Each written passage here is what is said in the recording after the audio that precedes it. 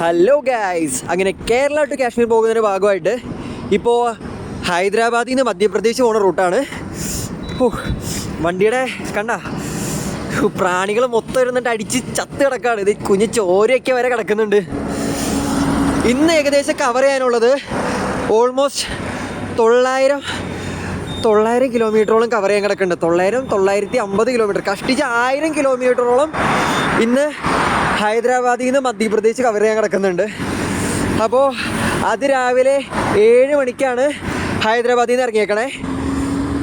അപ്പോൾ ഒന്ന് ബാംഗ്ലൂരിൽ നിന്ന് ഹൈദരാബാദ് റൂട്ട് തന്നെ ഒട്ടും സേഫ് അല്ല. കാരണം എന്ന് വെച്ചാൽ ആ ഹൈവേ അത്യാവശ്യത്തിന് രാത്രി ട്രാവൽ ഒട്ടും സേഫ് അല്ല.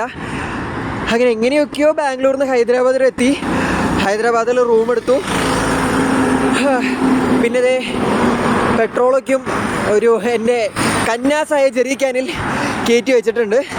അപ്പോൾ അതൊക്കെയും ഈ ഒരു 1000 കിലോമീറ്റർ റൈഡ് കവർ ചെയ്യാനായിട്ടൊരു ബാക്കപ്പായിട്ട് കരുതി വെച്ചിട്ടുണ്ട്. അപ്പോൾ ഓക്കെ, എന്നാൽ ഇനി മധ്യപ്രദേശ് കാണാം.